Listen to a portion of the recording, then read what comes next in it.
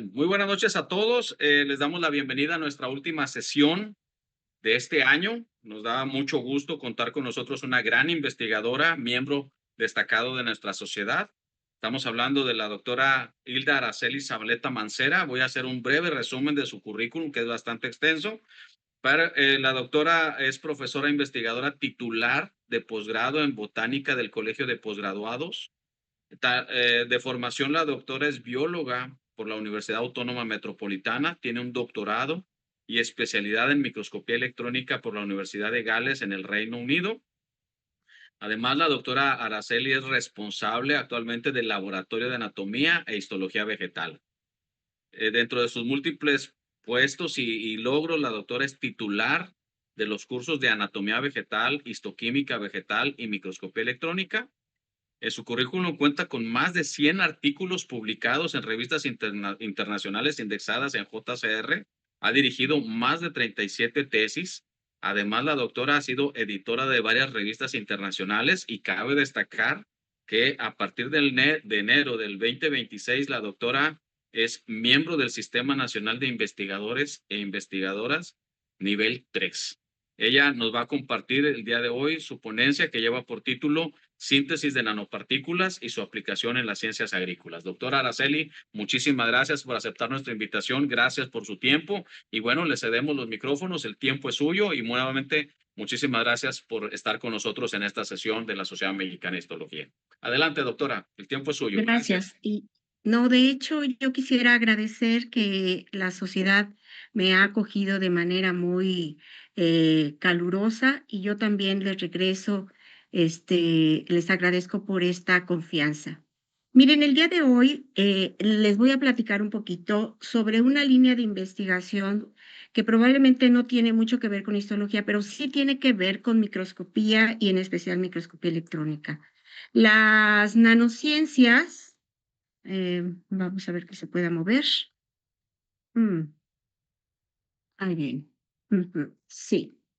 Bueno, desde 1978 y 1991 hubo una tendencia sobre lo que es la química verde, esto es decir, un reemplazo de las sustancias tóxicas por sustancias más seguras.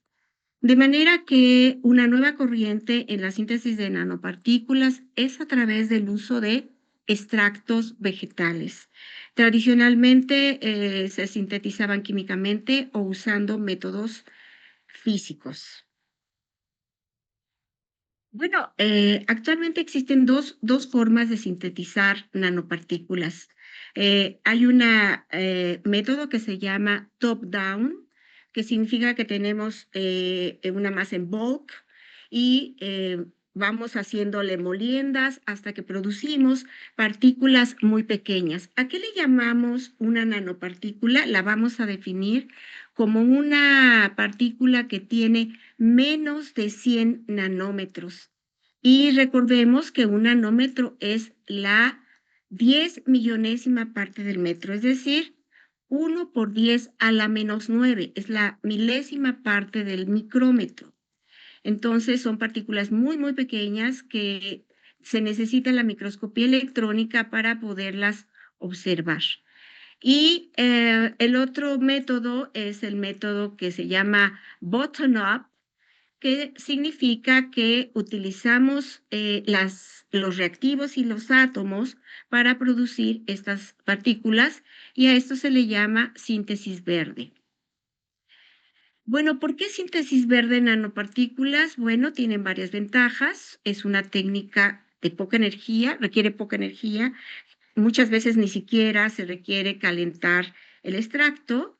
Es muy barata, no requiere equipos sofisticados, es práctica, es amigable con el ambiente y también tiene múltiples aplicaciones.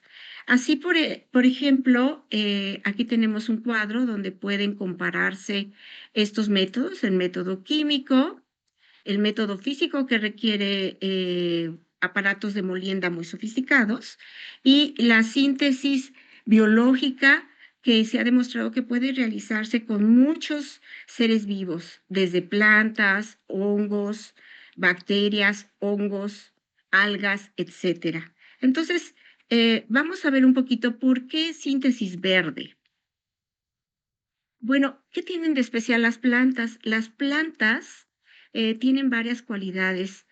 Producen su propio alimento, fabrican metabolitos secundarios y se definen los metabolitos secundarios como aquellos que no son necesarios para su desarrollo. Es decir, los primarios serían los azúcares, los almidones que sirven para su crecimiento, pero los secundarios son todos aquellos metabolitos que utilizan principalmente las plantas medicinales que conocemos y que no son productos de la fotosíntesis.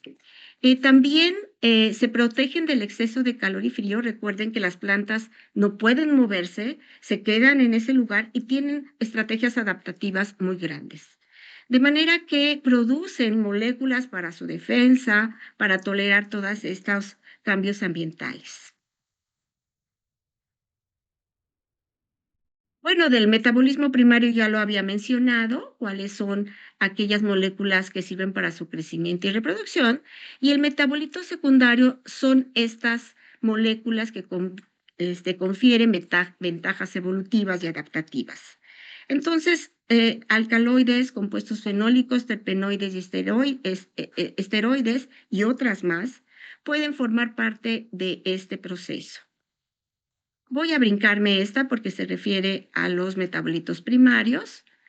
¿Y cuáles son las funciones de estos metabolitos secundarios? Bueno, tienen múltiples funciones, ¿verdad? Aquí los tenemos algunos. Y algunos producen aroma, inclusive aromas para ahuyentar a los insectos, como la ruda tiene un aroma muy intenso, que casi ningún insecto le gusta comérsela. Y también existen otras moléculas como los taninos, que atacan directamente a nemátodos, por ejemplo, los flavonoides y los ácidos fenólicos, que también pueden ser tóxicos para algunas bacterias, y los alcaloides, que también no son muy apetecibles. Bueno, las plantas fabrican una gama impresionante. Y ustedes ven aquí toda una gama de moléculas, no pretendo que ustedes alcancen a leerlo, pero solamente quiero ejemplificarles todos los metabolitos que pueden encontrarse en las plantas. De hecho, estos metabolitos, más de 100,000 moléculas en 50,000 especies vegetales con propiedades medicinales, presentan estas características. Y estas plantas son muy útiles para la síntesis de nanopartículas y ahorita vamos a ver cómo. Bueno, entre estas partículas que son secundarias, pues conocemos y seguramente ahora en las fiestas navideñas, pues vamos a tomar una copita de vino, seguramente vamos a comer nueces y otro tipo de alimentos que traen todas estas moléculas que son muy útiles. Voy a brincarme un poquito esta parte. Y vamos a llegar aquí a explicar de manera muy sencilla en qué consiste esta síntesis verde. Esta síntesis verde implica una reducción de átomos o iones de algún metal que se quiera usar para la síntesis. Por ejemplo, aquí en el caso de las nanopartículas de plata tenemos nitrato de plata, y podemos usar un extracto, por ejemplo, aquí hay un agente reductor, que es un extracto de té verde, que tiene flavonoides, alcaloides y polifenoles. Creo que no tiene alcaloides, pero polifenoles sí. Entonces, lo que sucede es que estos agentes reductores van a hacer que estas partículas, estos iones se vayan uniendo, ¿verdad? Y formen una partícula. Pero ¿cómo queda la partícula? También necesita algo que le detenga su crecimiento. Y esto normalmente son las proteínas, son muy famosas por ser este tipo de hipolisacáridos que detienen el crecimiento de las partículas. Y esto se le llaman moléculas capping o moléculas de recubrimiento. Así, entonces, formamos unas partículas y se le llama nanopartículas, en el caso de las nanopartículas metálicas, cuando éstas tienen un arreglo cristalino, es decir, un conjunto de átomos arreglados de manera ordenada y repetida. Esto significa que cuando producimos nanopartículas necesitamos corroborar esta estructura atómica. Bueno, la escala o a la síntesis a nanoescala puede utilizar varias partes de las plantas y también podemos usar varias sales metálicas para esta síntesis. Hoy día en la agronomía se están empezando a proponer nanofertilizantes, nanopesticidas, etcétera, porque estos prometen por el tamaño reducir la concentración de lo que se agrega a las plantas. Si ustedes no lo saben, muchos de los pesticidas contienen cobre, muchos contienen grandes cantidades de zinc, otros pueden contener eh, paladio. Entonces, nosotros no sabemos. Por eso estamos en un momento en que nos estamos enfermando mucho, porque se usan gran cantidad de pesticidas. Y bueno, las aplicaciones en la nanotecnología está pretendiendo reducir estas concentraciones, porque uno de los grandes principios que tienen las nanopartículas es que son muy pequeñas y pueden liberar las sustancias que contienen de manera controlada, dependiendo del ambiente. Bueno, aquí les platico un poquito acerca de los métodos de caracterización. Para poder hacer un estudio serio con nanopartículas, se necesita demostrar que hemos sintetizado una partícula. Así es que podemos usar estas técnicas. En principio se utiliza el UV-Vis, la espectroscopía NIR, y también la fotoluminiscencia para obtener gráficos muy característicos que utilizan el efecto plasmón. El efecto plasmón no es otra cosa más que el brinco de electrones que tiene la última capa de esa partícula y que produce un efecto cuando se le bombardea con luz UV, entonces en un rango que va desde 1 hasta 700. Entonces podemos obtener un gráfico y decimos, oh sí, aquí tenemos partículas que tienen efecto plasmón para el caso de las metálicas. Bueno, tenemos otras técnicas de caracterización y una de las más importantes, aquí ven, hay microscopías, que es la microscopía electrónica de barrido, que se llama Scanning Electron Microscopy, y Transmission Electron Microscopy. Y también tenemos el AFM, que es el Atomic Force Microscopy, que se llama en la microscopía de fuerza atómica. Otras variables que deben medirse, como el contraste Z, el LCD. Y recuerden que también estas nanopartículas se están usando muchísimo en medicina y son muy prometedoras para el estudio de cáncer. Estas partículas pueden funcionalizarse, se pueden pegar anticuerpos, se les pueden pegar proteínas y, por ejemplo, las nanopartículas de oro, redirigidas a una región cancerígena, pueden calentarse y producen una quemadura muy dirigida en las células cancerígenas.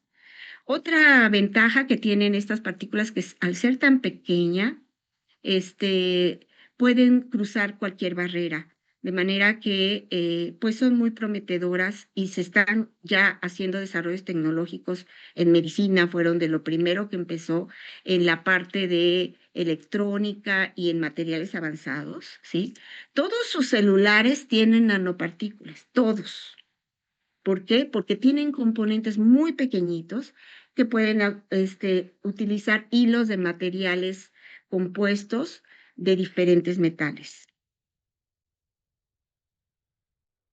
Bueno, esta es una revisión, pero les voy a platicar un poquito de lo que hemos hecho en el laboratorio. Yo hacía básicamente pura histología, con el doctor Engleman nos trabajamos en semillas, desarrollo de las partes reproductivas, y esto fue una gran enseñanza. Después, cuando me fui al doctorado, hicimos estudios de biología celular con microscopía electrónica. Pero después, en el colegio de posgraduados necesitábamos un microscopio electrónico de transmisión nuevo. Y me puse a investigar y yo ya había empezado a incursionar en la síntesis de estas nanopartículas en una línea de investigación paralela. Mira, Y créanme que un proyecto de nanotecnología en ciencias agrícolas nos permitió ganar un proyecto de estos de infraestructura muy grande para poder equipar una unidad de microscopía electrónica que son muy costosas. De manera que yo les platico de esto porque pues esto no es el futuro, es el presente, ¿sí? Y las plantas son maravillosas en sus extractos para producir partículas. El epazote, que es muy mexicano, esta planta, Luis Manuel Carrillo, que actualmente es un profesor cátedra, hizo una biosíntesis de nanopartículas usando el epazote y obtuvo una síntesis muy alta. Se prueban concentraciones, se prueba pH, y estas son las micrografías electrónicas que se obtuvieron de estas partículas. Obtuvo partículas muy pequeñitas, ¿sí?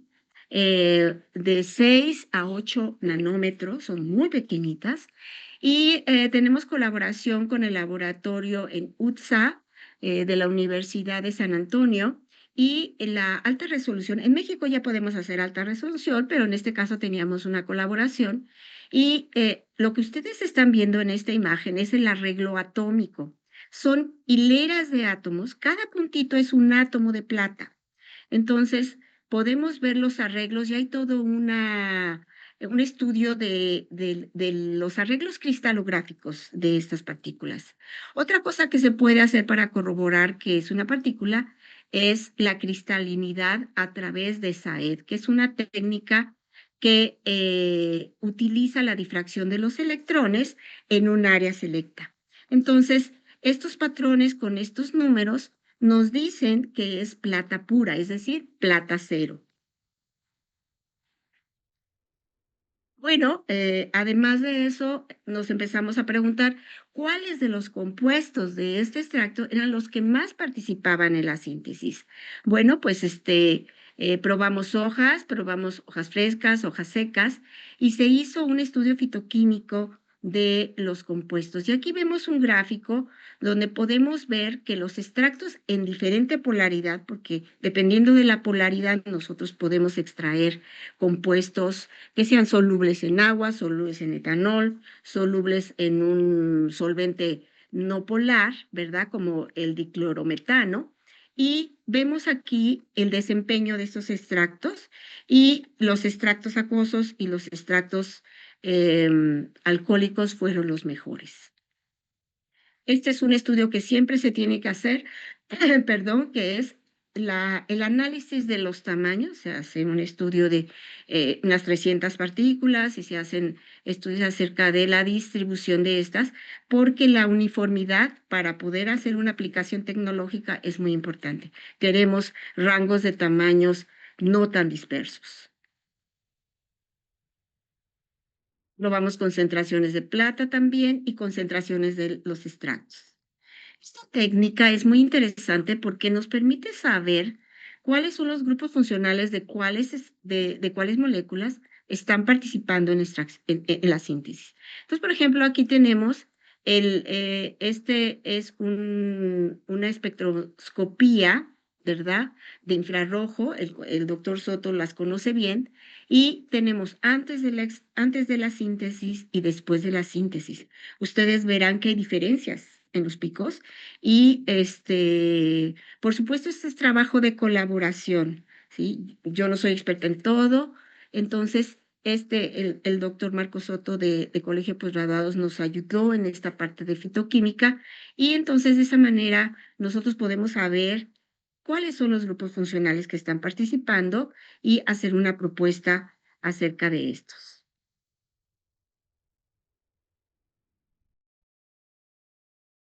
Y continuamos haciendo estos trabajos. Bueno, después dijimos, bueno, sí, está muy interesante sintetizar las partículas, ¿no? Pero queremos una aplicación. Yo estoy en un colegio de agricultura que es grande y además nos piden eso, ¿no? La aplicación.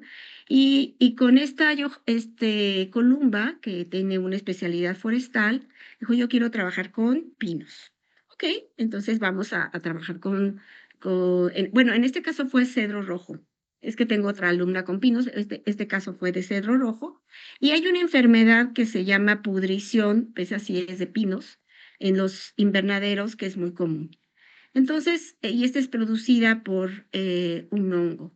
Sintetizamos las partículas, ella hizo pruebas para ver si las hojas, la corteza o alguna otra parte de la planta, en el caso de cedro rojo, los aserraderos de cedro rojo es una especie muy mexicana. Así es que en los aserraderos hay mucho desperdicio, tanto de viruta como de hojas. Entonces dijimos, bueno, vamos a aprovechar esas hojas. Vamos a aprovechar la viruta y vamos a tratar de sintetizar nanopartículas. Entonces, estas son las partículas que esta columba sintetizó y las probamos contra Fusarium circinatum, que es un hongo muy agresivo no solamente en pinos, sino en otros cultivos. Hizo varias pruebas, ¿sí? Esto se enoja, esto en corteza, y si ustedes se fijan, este gráfico es mucho más bonito que el que ven arriba. Y decidimos tomar la parte de la corteza. También es importante cuánto duran, cuánto se sintetizan. Bueno, este es un estudio de los tamaños, la distribución, también todo esto hay que considerarlo en la parte tecnológica. Nuevamente hicimos también esta parte de los grupos funcionales y esta fue la prueba in vitro de que estas nanopartículas servían para atacar un hongo que es agronómicamente muy agresivo para varios cultivos y en especial en invernadero. Entonces hay diferentes pruebas. Se puede hacer una prueba que se le llama de plato envenenado con las nanopartículas. También puede hacerse a través de discos. Aquí colocamos las nanopartículas y luego aquí está el hongo. O bien se pueden hacer disquitos de papel con las nanopartículas y luego en un crecimiento de hongos. Y este es el gráfico que nosotros vemos en el diámetro de inhibición que tuvieron las nanopartículas y muchas veces lo comparamos con el nitrato de plata, que es el que comúnmente se utiliza en los invernaderos, para probar si es que realmente había más efecto del nitrato de plata o las nanopartículas. En este caso, la concentración fue muy parecida y no hubo un efecto significativo. Sin embargo, sabemos que las nanopartículas tienen un efecto liberador, porque por su tamaño y no se lavan tan fácilmente como los iones. Este es otro trabajo interesante que hizo Johanna. Este, mm, Se hizo una síntesis de nanopartículas con pétalos y hojas de cempasúchil.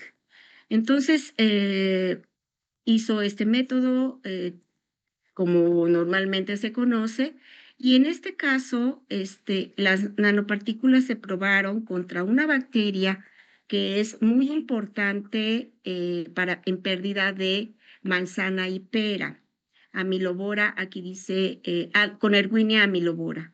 Y otro aspecto es el long lasting silver nanoparticles, porque no basta con sintetizarlas, si las queremos comercializar tenemos que duren en el frasco, que no se aglomeren, que no se apelotonen, para que sigan siendo nanopartículas. Entonces, estos son los gráficos. Ella hizo un monitoreo durante 2 años de sus nanopartículas. Aquí el extracto vegetal es muy importante, porque el extracto vegetal permite la estabilidad de la partícula y de esa manera, entonces, podemos ir revisando que realmente todavía tenemos nanopartículas.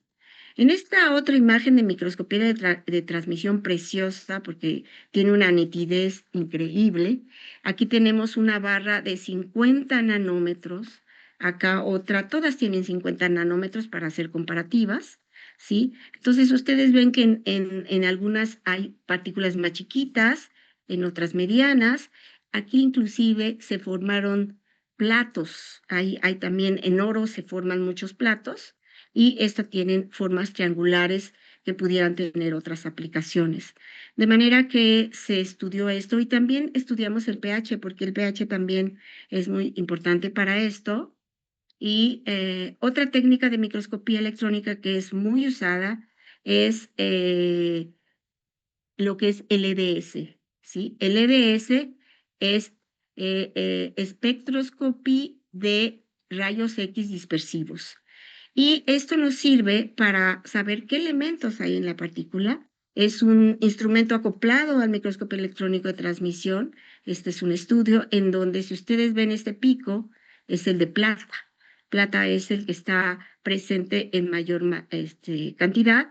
El cobre pertenece a la rejilla que se metió al microscopio electrónico. Y aquí tenemos los otros dos picos de plata correspondientes a la señal del EDS.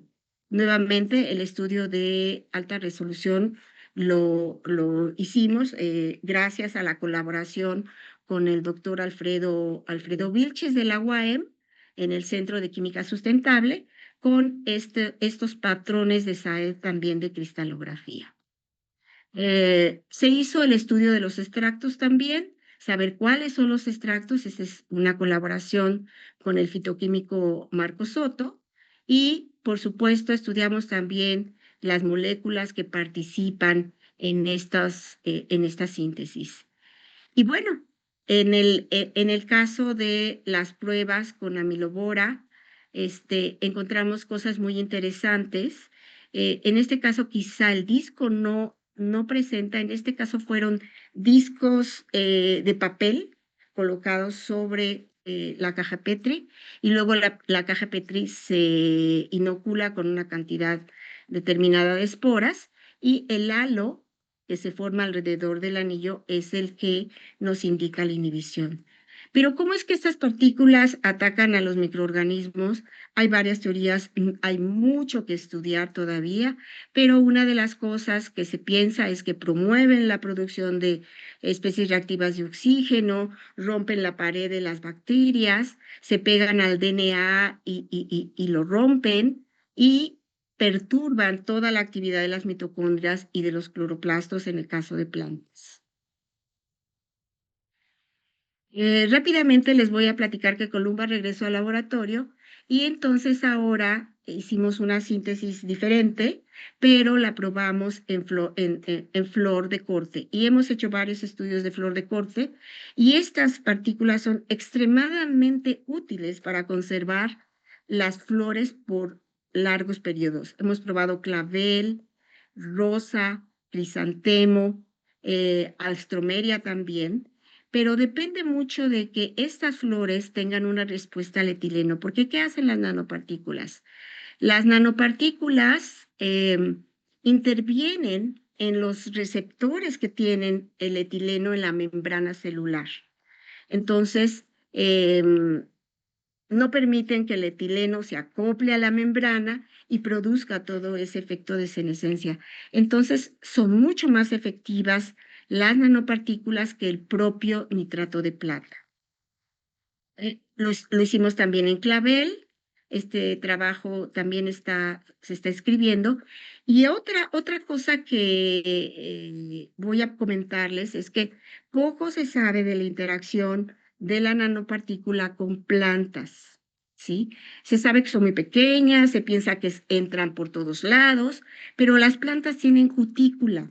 La cutícula, una capa de ceras que en la mayoría de los casos no permite entrar a las nanopartículas. Hemos hecho trabajos en fresa, vamos a hacer trabajos en durazno, ¿sí?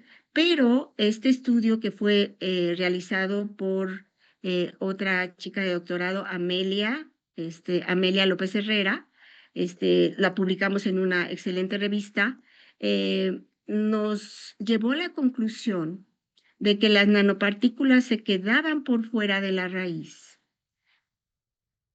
y después entraban los iones a la corteza, porque en la corteza no vimos nada, y después estos iones entraban a la endodermis, que es parte del cilindro vascular o antes del cilindro vascular, y ahí se volvían a formar nanopartículas, porque las plantas también sintetizan por dentro nanopartículas. Entonces se formaban de nuevo y ya los iones entraban al tejido vascular, porque en realidad todos estos estudios van acompañados de análisis de los materiales. Entonces, yo quiero darles esta experiencia y la emoción también de poder estudiar algo diferente con una herramienta que es la microscopía, porque estas pequeñas partículas no pueden observarse con nada más que con un microscopio electrónico. Y yo les invito a que observen uno de sus cabellos, porque en uno de sus cabellos, si lo ven de frente, van a poder acomodar 8,000 nanómetros a lo ancho de un cabello, o sea, de lo ancho del cabello pueden acomodar 8,000 nanómetros. Entonces, ustedes pueden imaginarse de qué dimensiones estamos hablando de algo que casi no podemos ver. Y pues, ¿cuáles son los retos? Los retos es la producción industrial, los materiales de disponibilidad todo el año, la forma y el tamaño, porque la forma también afecta cómo, pues cómo ataca a los seres vivos. Se necesitan más estudios de estabilidad y la estandarización de los métodos y mejorar la eficiencia es algo que la química verde necesita trabajar. Y bueno, este es una foto de los chicos que han trabajado con nanopartículas.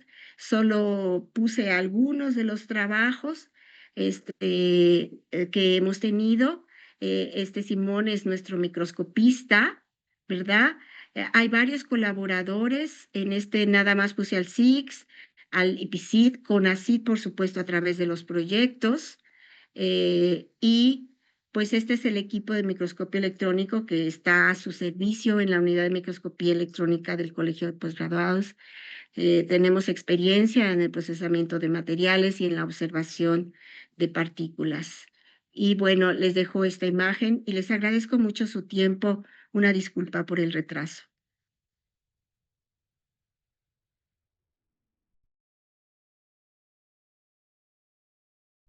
Muchísimas gracias, doctora. Al contrario, gracias por compartirnos sus conocimientos.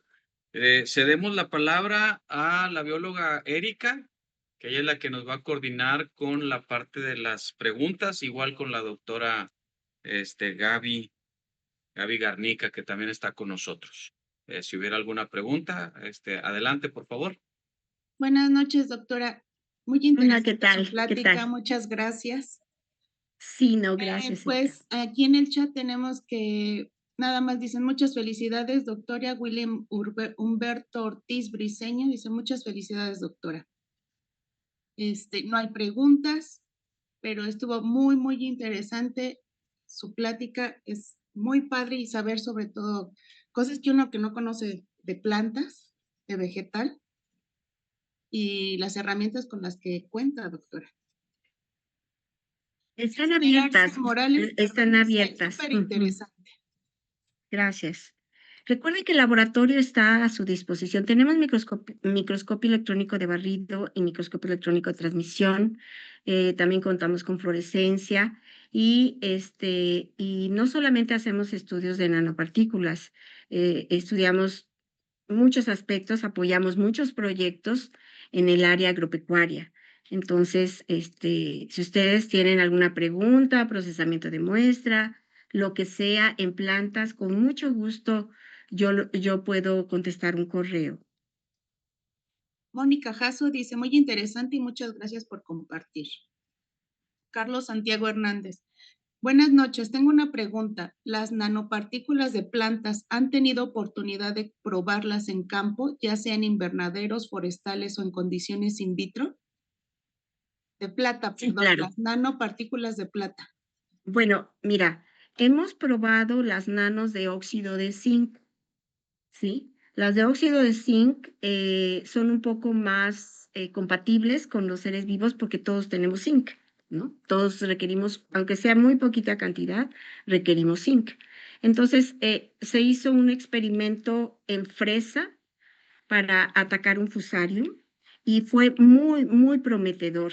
También con microscopía de fluorescencia pudimos observar el zinc, cómo penetraba en la hoja y fue un trabajo muy interesante. En campo, miren, yo les voy a platicar, hay muchos estudios de nanopartículas en el área agrícola. Pero uno de los problemas grandes que hay es que el investigador o quien quiera experimentar compra las nanopartículas y luego las aplica. Y nunca se cerciora si eran nanos o no. Nunca las ven, ¿sí? Entonces, sí hay muchos estudios en donde en campo se aplican, pero nunca se ven las partículas. Ahora, no solamente plata, hoy les platiqué un poquito de lo que yo hago porque, pues no quiero presentar otros trabajos, pero hay ahora, por ejemplo, existen todos estos eh, materiales muy porosos. Muy porosos, existe también, y en estos poros es muy interesante porque se meten los reactivos y se pueden aplicar en campo y se liberan y se usan cantidades muy bajitas. Otra cosa que hicimos, lástima ahorita no tengo mucho tiempo, en lechuga en hidroponía. Lechuga en hidroponía, ahorita estamos trabajando óxido de zinc. Todavía no salen todas las publicaciones, pero en óxido de zinc aplicamos en lechuga en hidroponía.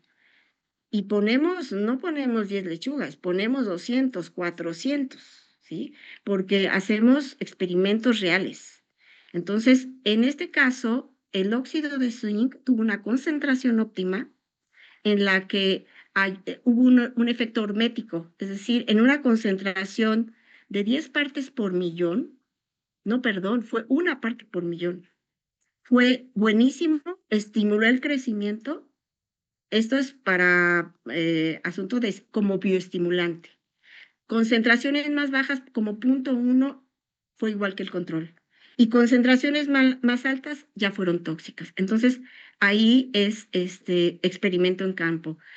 Ahorita quieren aplicar partículas de cobre, de óxido de cobre y también de quitosano.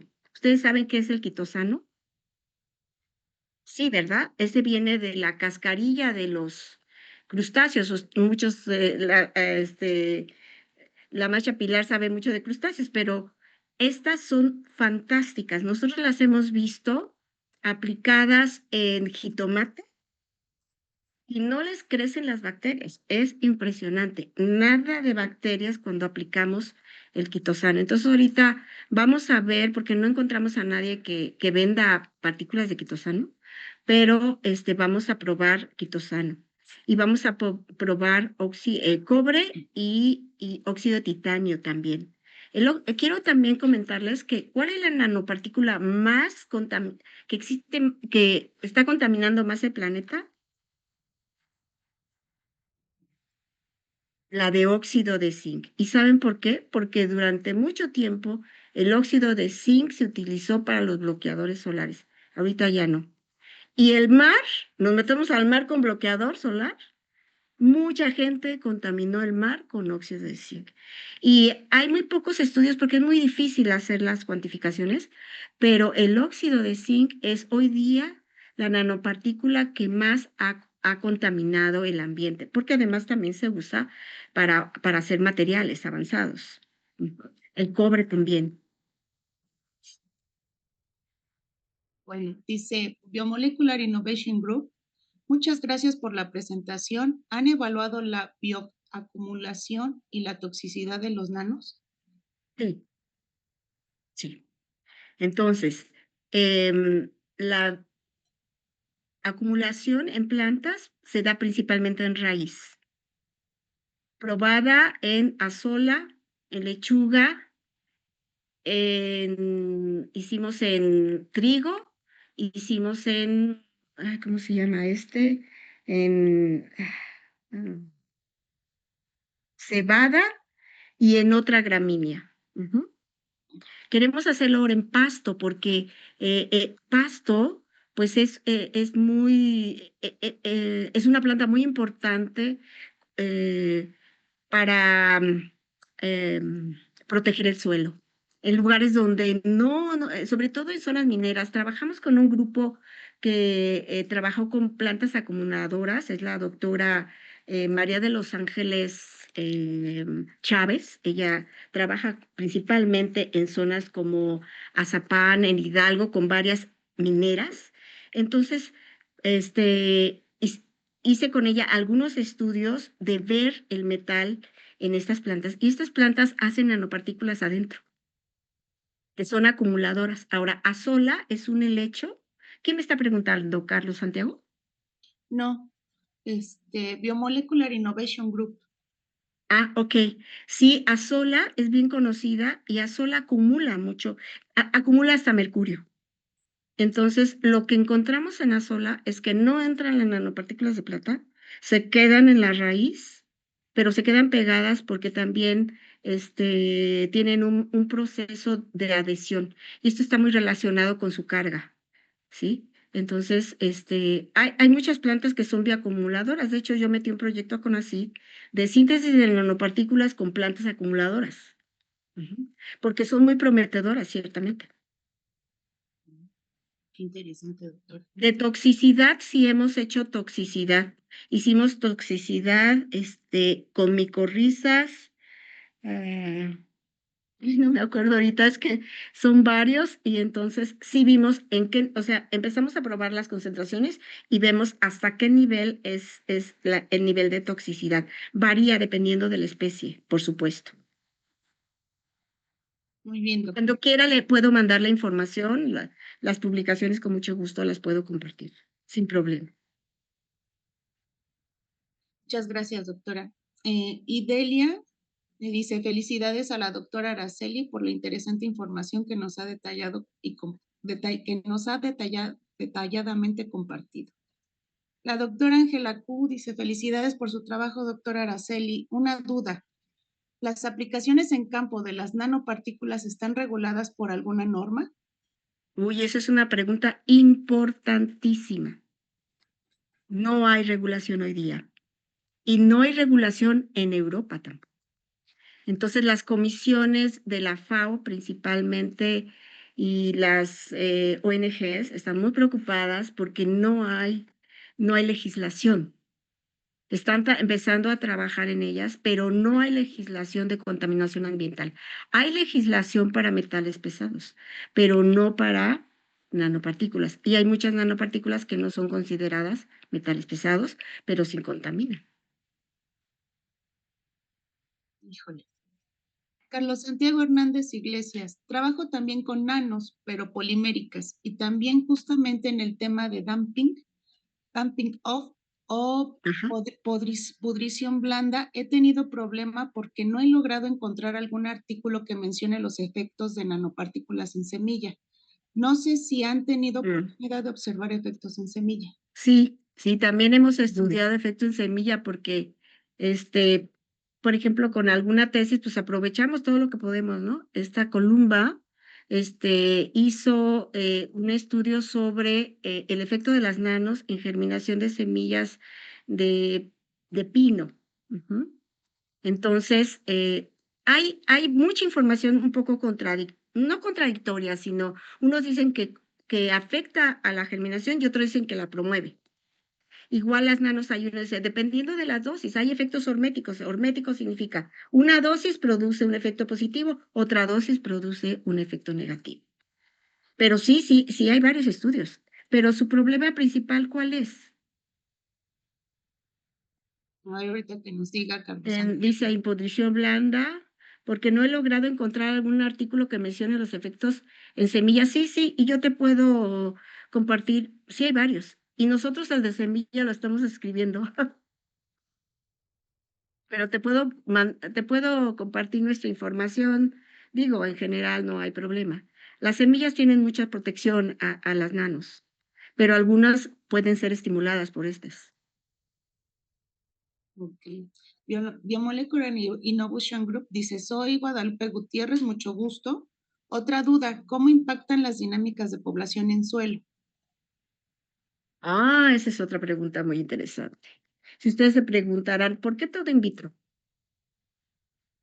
¿Por qué hacemos? Tengo varios trabajos en hidroponía. Fíjense que una de las cosas muy interesantes es trabajar de manera interdisciplinaria y se lo digo a los jóvenes, háganlo. Acérquense a los que saben. Nosotros empezamos a hacer nanociencias, pero no crean que Araceli empezó sola, no. Me acerqué con los físicos, me acerqué con los sedafólogos, con los citopatólogos, con los que saben su tema, ¿verdad? Entonces, me acerqué porque queríamos hacer un experimento en suelo. Me acerqué con los expertos de suelo y empezamos a estudiar la física de qué pasa con las nanos en el suelo. Y hay un problema muy grande con probar las nanos en el suelo, que es que estas se adhieren de manera muy resistente a la materia orgánica. Y esta absorción, que así se llama, depende del pH y la carga del medio, y depende de la microbiota. Entonces, si tú agregas unas 100 partes por millón en suelo, tú no estás aplicando a la planta 100 partes por millón. Tú no sabes, es tan complejo el suelo, es todo un ambiente. No sabes cuál es la interacción de cada partícula con la microbiota, con los minerales, silicio, materia orgánica, carbón, etcétera, etcétera. Es muy complicado.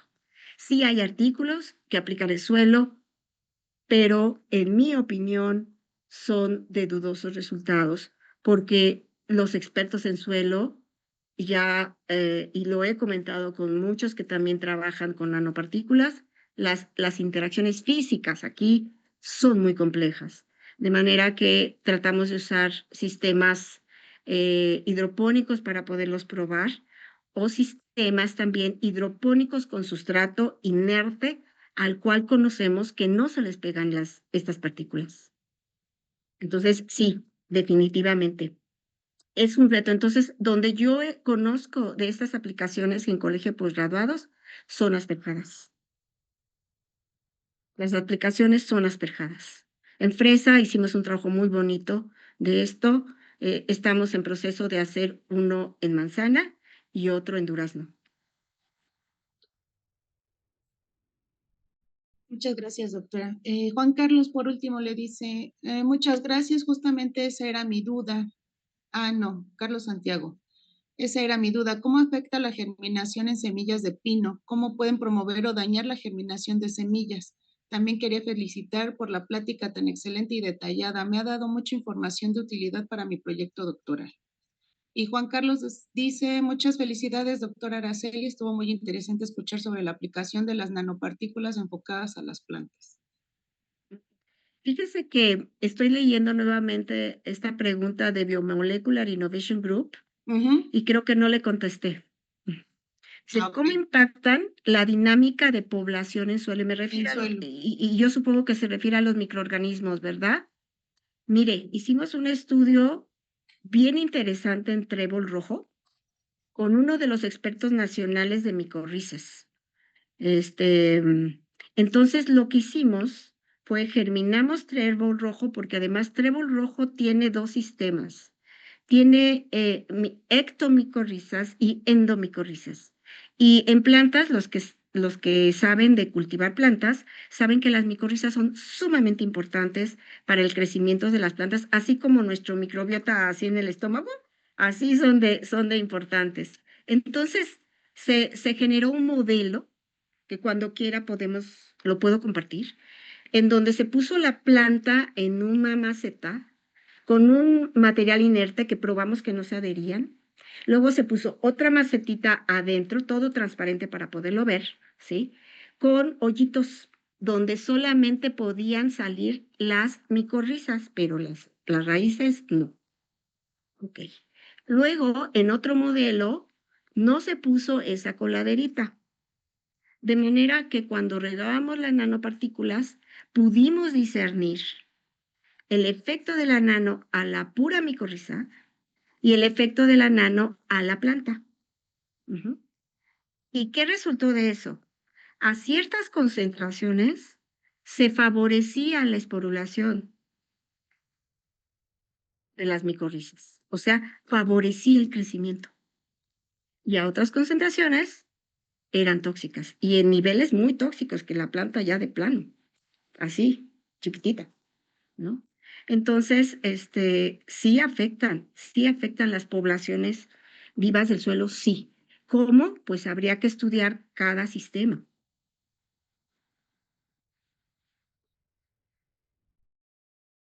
Muchas gracias, doctora. Pues hasta ahorita es todo en nuestro chat. Gracias a ustedes.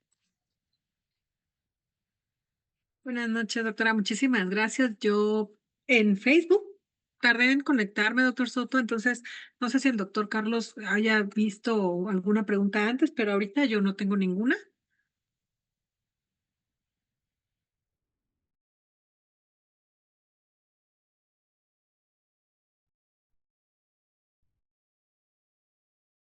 Doctora, no tenemos preguntas en Facebook. Preguntas. Sí, yo quisiera aprovechar, si me permiten, así en lo que se van animando también alguien más, doctora Gaby, perdón, este, doctora Araceli, ¿han probado estas nanopartículas en modelos biológicos? Es decir, más bien dicho, en células o en modelos murinos, porque se me hizo muy interesante, sobre todo las nanopartículas de plata, ya ve que se utilizan mucho como antimicrobianos, Sí, etcétera. ¿Se los han probado con líneas tumorales o ya una vez que las sintetizan? pues mire, yo no, pero me llegó un proyecto en donde queríamos ver, bueno, quería el doctor Vilchis, hizo en el modelo murino precisamente, de estas nanopartículas en los diferentes órganos del ratoncito, ¿no? Entonces, esto fue muy anecdótico porque llegó con una cajota así, grande, grande, grande, grande, ¿no? Y estaban así con los ojos mis alumnos de plantas. Estos frasquitos son riñoncitos, estos son no sé qué, ta, ta. Pero lo que vimos muy interesante fue cómo se conducían en el hígado y cómo se acumulaban también, dependiendo de las concentraciones, por supuesto. Y fíjese que no usamos microscopía electrónica porque sale muy caro, no podemos hacer muchas repeticiones. Lo hicimos con fluorescencia para... Ah, esta era oro, perdón, no era plata, era oro. Excelente. Fíjese que nosotros hemos hecho algunos trabajos con nanotubos de carbono y luego Ah, los ya, hemos ok. fusionalizado y biodirigido. Ah, Eh, excelente. Ahorita usted mencionaba sobre la importancia de el extracto sobre, por ejemplo, el nitrato de plata como una sustancia o Ujú, un agente reductor, pero sí. han hecho esa unión, es decir, la nanopartícula con el extracto, no que el extracto Sí. actúe sobre la nano, sino que se una para hacer un complejo. Pero es que ya está unido, doctor. Sí, En mi sí, opinión está unido. O ok, no, no, o en el momento de la preparación se refiere sí, así es. a que sea al revés.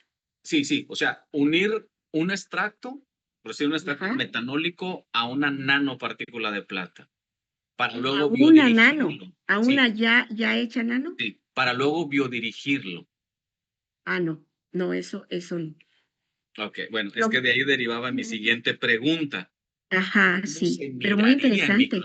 cómo se miraría en microscopía electrónica? Nosotros lo hemos hecho con Ajá, nanopartículas poliméricas ajá, con extracto, pero con ajá. barrido. Entonces dije, No, mire, sí las he visto. ándale, entonces dije, ¿cómo se ve una nanopartícula Estoy metálica bus con extracto, estoy pero en buscando, transmisión? mire, estoy buscando algo así, porque tuvimos en todas estas pruebas que hicimos, ¿sí? Resulta que las nanos que se producían estaban rodeadas de una materia orgánica, ¿no? O sea, que tiene carbón. Y Así se es. ven claramente en el TEM, doctor. Ah, ok. Ya no Claramente hablamos se del ven. SEM. No, No.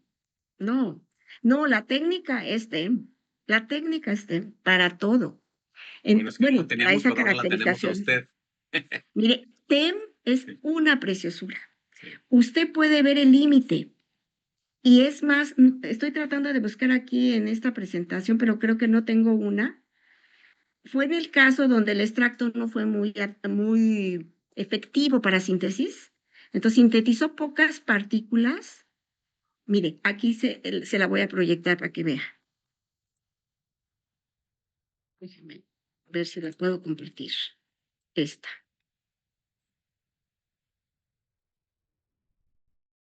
Entonces, acá, en esta esquinita, déjeme ver si la puedo yo cambiar el señalador. Opciones de puntero.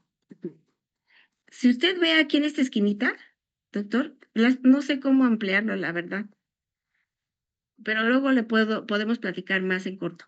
En esta esquinita vemos sombras más claritas. Todo eso es materia orgánica. Todo eso es el extracto. Le hacemos EDS a eso y nos sale carbón. Esta viene más limpia, pero toda la manchita gris, la que no es oscura, es aquí hay otro, un hilito. Y estos es el extracto. Por eso estas de síntesis verde siempre tienen capping del compuesto. Todas.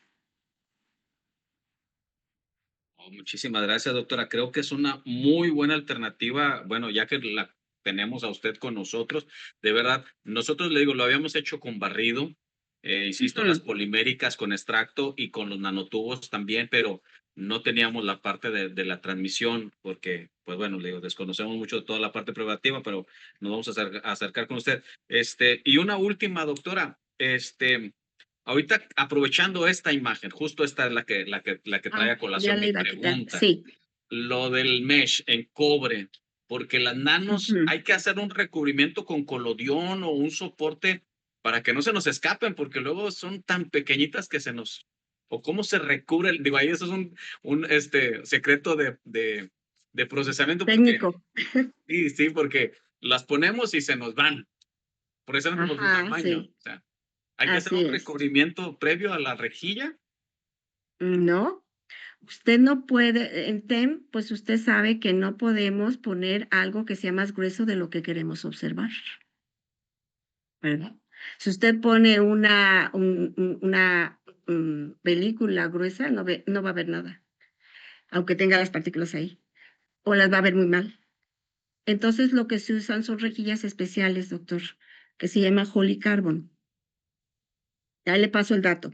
Sí, sí, Entonces, son ¿qué los son de las Holy carbono, Carbon? entonces. Son Sí, unas como telarañas de puro carbón. Las fabrican, uno no las hace, las compra. sí. Entonces, de puro carbón, y entonces deposita la nanopartícula. Por ejemplo, esta que está aquí, que es alta resolución, se coloca en una rejilla con una malla como, le digo, como si fue una telaraña, pero es de carbón. Y la partícula se pega en las orillitas de esta red. Cuando usted pone el haz, solo proyecta el haz en la partícula y usted puede alcanzar resolución atómica. De otra manera no hay otra manera.